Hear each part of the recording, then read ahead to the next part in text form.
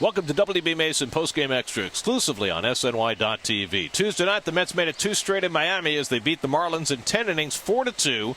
It started with Zack Wheeler working on a no-hit bid. He carried it till 1 out in the 7th inning before that was broken up. He gave up 3 straight hits and the lead, but Wheeler was special tonight. That one might have been, we've seen a few other ones like that this year. That might have been about as dominant a performance through 6 innings I've seen all year from anybody. He pitched great today, and it just shows you a glimpse of what he can do. And it's impressive. He's got good stuff, and he attacked the zone today, and it's fun to watch. Well, it really was early on. It was like the young will lead you, as Zack was, I thought, his best game pitched in the major leagues. Not because it was the no-hitter, just because how he went after the hitters, kept the ball down, had 8 ground ball outs at some point, and then Juan Lagares got the big hit to put them ahead with 2 outs with that 2-out triple. He just went out there today, looked from the first inning. I thought in the first inning, that's the most command I've seen him have at any time. I mean, he just pounded one pitch after another in the strike zone. Got easy outs, and we all kind of sat back and said, wow. Me and Buck were on the same page the whole time. I felt smooth throughout my mechanics. Rhythm was good.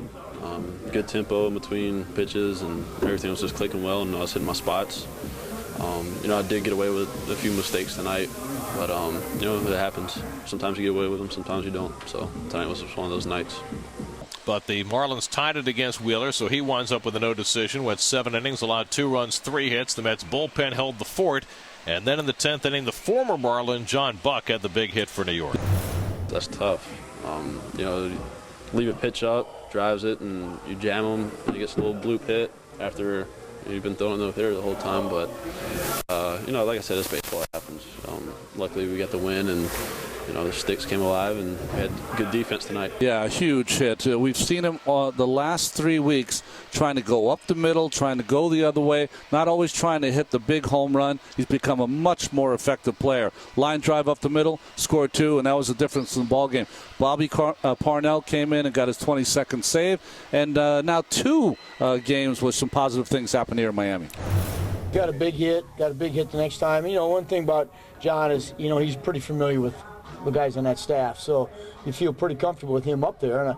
And the ball he hit off Qualls, he hit it hard. He just hit it at the third baseman. So, there's nothing you can do. All you're asking him to do is hit the ball hard someplace, and he did it and hit it right at somebody. Yeah, it's always good to come out here and get 2 good wins, and playing good baseball right now, playing close games. So to come out on top of these 2 games, it's fun to do. Big game for Lagares. He went 3 for 3, a walk and a sacrifice. Also made a terrific catch against the fence in left center that kept the Wheeler no-hit bid alive earlier in the game. So the Mets will try and make it 3 straight in Miami on Wednesday night. Henry Mejia makes his 2nd start after a brilliant outing in Washington. He'll go up against Henderson Alvarez. Our coverage begins with Cadillac first pitch Wednesday night at 6 o'clock on SNY. That'll do it for WB Mason Postgame Extra. Be sure to join us after every game for exclusive coverage on SNY.TV.